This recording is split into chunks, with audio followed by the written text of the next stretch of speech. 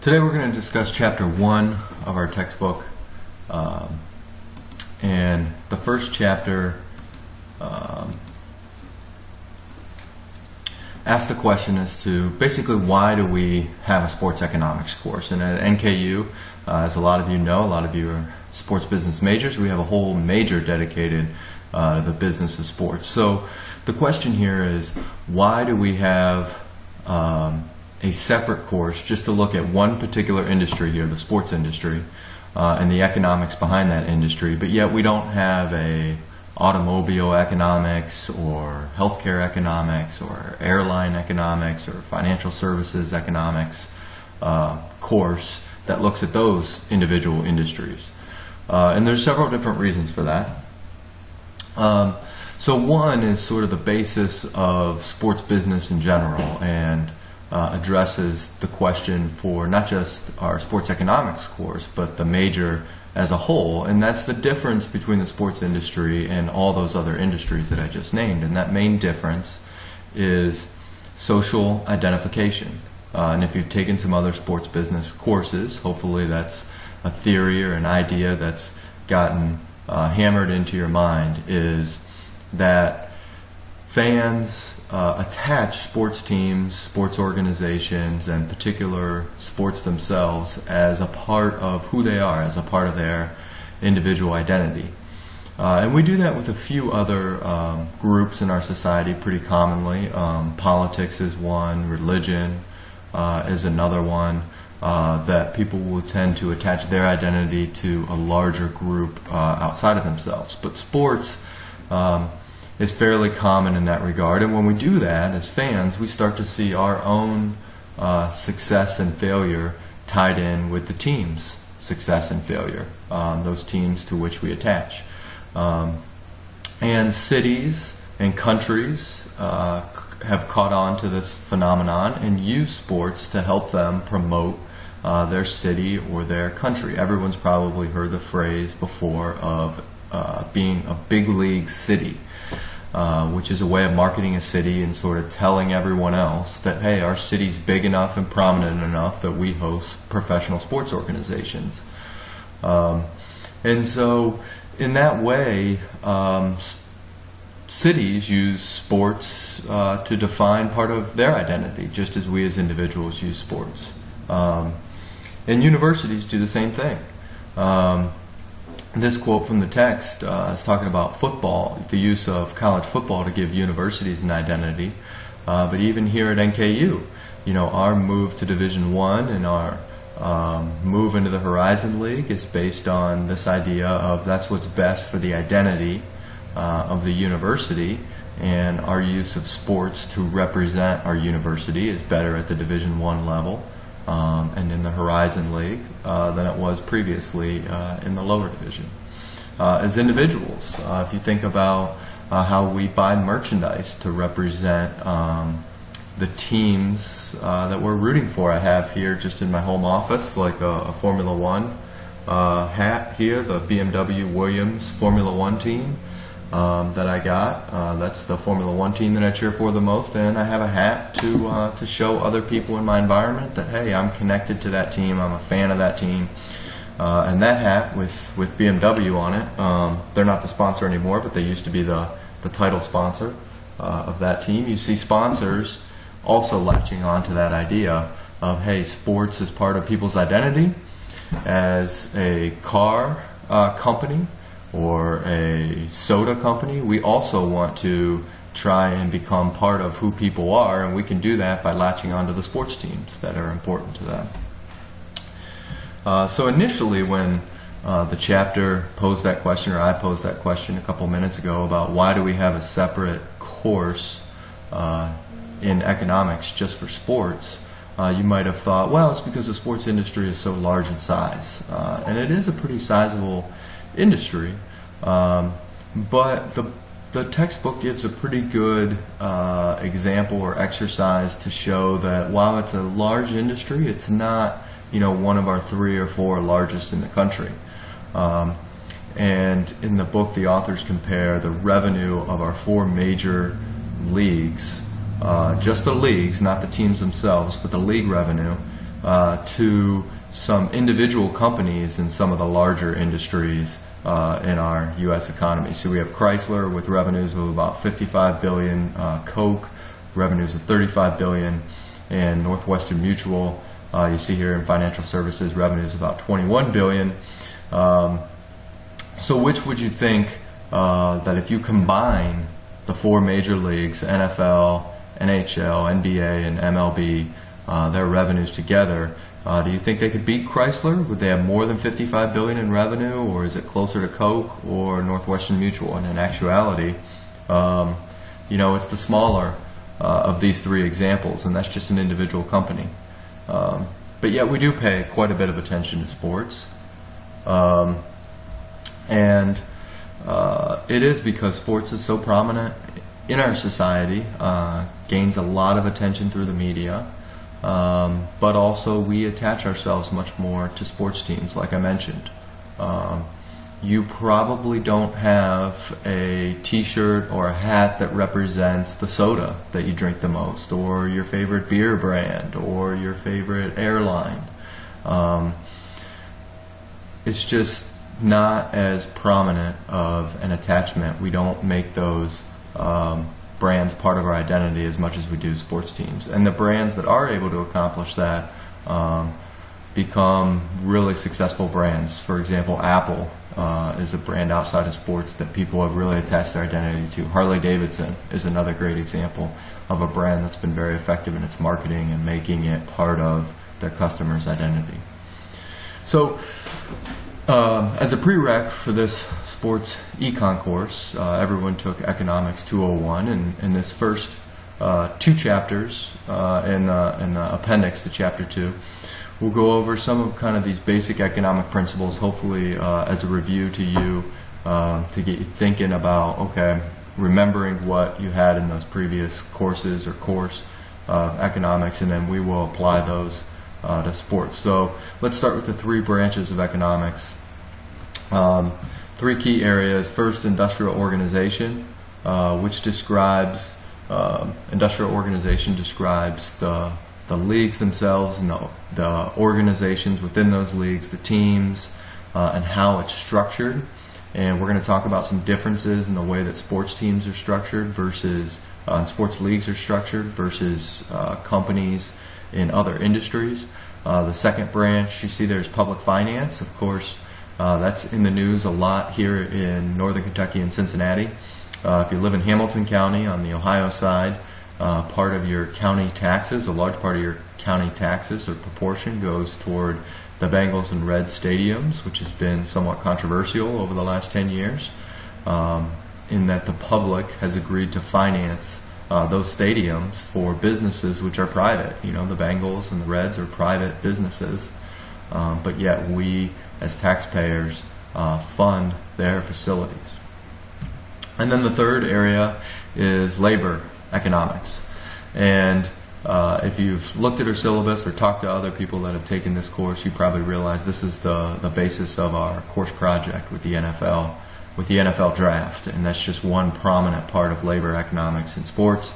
Of course, our course is named after Moneyball, the movie, and right now we'll look at a quick couple-minute clip from the movie where they're talking about a specific part of labor economics.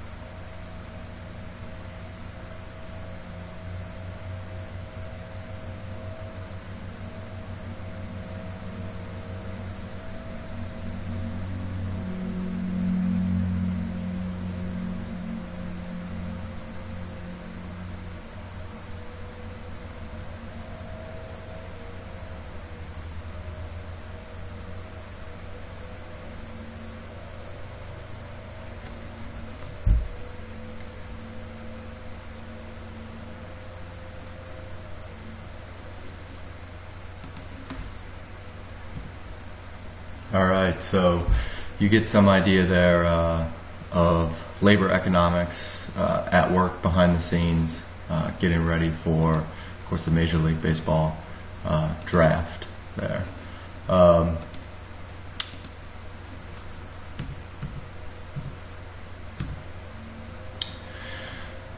Then there's two basic economic principles that you'll, hopefully this is a review for you, but the chapter applies them to sports and uses a couple of examples here, and I'll use another example. First is this idea of opportunity cost. And Babe Ruth, who everybody's familiar with, I'm sure, used to play for the Red Sox before he was sold to the Yankees way back in the early 1900s. And most of us as sports fans know Babe Ruth as being such a dominant hitter, one of the best of all time. But he was also the best pitcher on the Red Sox at that time. So Babe Ruth had, and what we would say is an absolute advantage in both pitching and hitting for the Red Sox. He was the best pitcher on the team, and he was the best hitter on the team. The Red Sox had to think about, at the time, okay, do we want to continue to use Babe Ruth as a pitcher, or do we want to use Babe Ruth as a hitter? And you might say, well, why not use them as both? You know, pitchers only pitch every 3, 4, 5 days. They used to pitch more frequently than they do now back then in his time. But why not let him pitch on those days and then let him hit on the other days?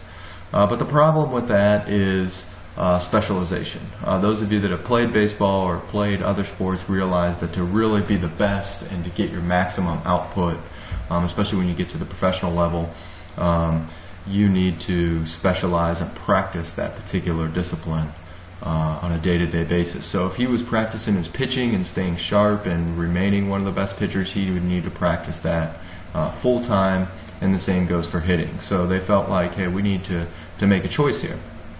And as part of that choice, they had to decide, okay, where's the comparative advantage for Babe Ruth on our team?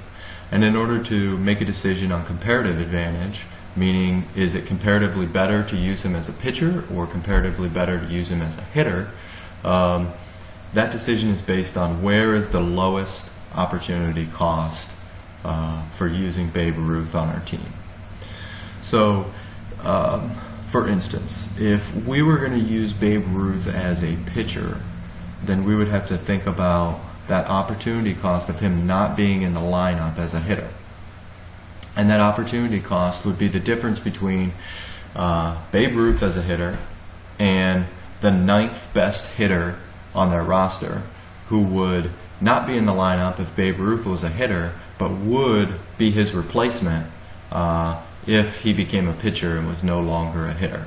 Right? So it's not the opportunity cost of Babe Ruth as a pitcher is not the difference between Babe Ruth as a hitter and the next best hitter, but it's the replacement cost. Who's going to replace him in that lineup? And of course, the second best hitter on the Red Sox team is still in the lineup, even if Babe Ruth is a hitter. And then vice versa, if you think about Babe Ruth, if they decide to go with him as a hitter, their opportunity cost is the difference between Babe Ruth as a pitcher and their 4th or 5th best pitcher at the time. I think they had 3-man rotations in Major League Baseball. So it's that pitcher that's not a starting pitcher right now because Babe Ruth is the starting pitcher, but if he becomes a hitter, then that pitcher moves up into that bottom slot in the starting rotation. So that difference is the opportunity cost of using Babe Ruth as a hitter. So comparing those two costs, the book gives the calculation in Chapter 1 that the opportunity cost of using Babe Ruth as a hitter means that he was the best pitcher by 0.7 less runs per game over his replacement. And so that's the opportunity cost of using him as a hitter. The opportunity cost of using him as a pitcher means that 29 runs produced, meaning he is the best hitter by 29 runs produced over his replacement, the person that would be moved in, not the second best hitter, but the person that would be moved into the lineup. Excuse me. if Babe was used as a pitcher. And so you could see that using him as a pitcher, they were giving up a lot more in opportunity cost by losing him in the hitting lineup. And so, as you know, as history tells us, he specialized in hitting and indeed became one of the best hitters ever. So let's look at a more recent, well, actually before we do, let's talk about this idea of applying comparative advantage outside of sports, which is how you saw it applied in your previous economics class, hopefully. And that's where we think of this idea of countries and what sort of products they're going to produce and then trade with other countries. So the book gives us this example of how the United States should produce cancer drugs because we're much better at producing cancer drugs than all the other countries by a wider margin than we are at producing, say, televisions. And the authors use Japan as an example. So even though we might have an absolute advantage at producing televisions and cancer drugs, our comparative advantage is in cancer drugs, and so we're better off producing pharmaceuticals and exporting them to Japan and importing Japan's televisions to us and making that trade with them. So now let's think of let's look at another comparative advantage example from college football. This one from several years ago, but a good example that a lot of you might remember because it was on Michigan, a very prominent team. So this is Denard Robinson. For those of you that are not familiar with Denard Robinson, I also have a short video clip that we could look at some highlights of him.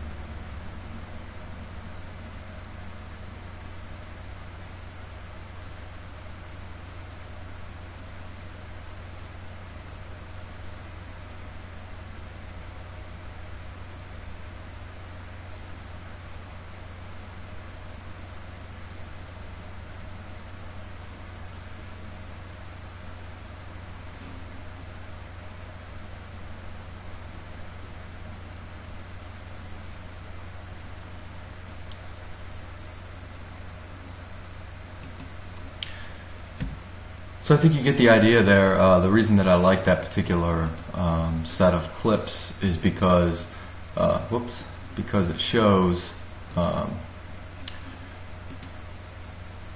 Denard Robinson both playing quarterback and throwing the ball, but also his running ability. And then if you're watching closely, you noticed him get hurt at the end of one of those runs. I think that was against Wisconsin. And so that's an opportunity cost to having a quarterback that you're going to run a lot is that he might get hurt and then you lose him in the lineup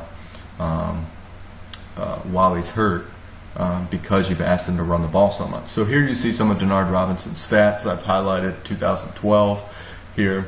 But let's look at the years prior to 2012. You see where he's been playing starting quarterback here. Pretty good completion percentage here. Nice number of yards, over 2,000 yards both years. Pretty good at the long pass. We saw one of those long passes in those highlights, a good efficiency rating. But look at his running statistics. I mean, over 100 yards per game, almost 200 yards per game in 2010. Oh, excuse me, that's his passing. But almost 200 yards per game passing. And then if we skip down to his running, you see also a very good runner. So here you see he's running the ball over 200 times. This is from the quarterback position. Over 1,000 yards rushing in these seasons, in the same seasons where he had over 2,000 yards passing. His yards per attempt very high.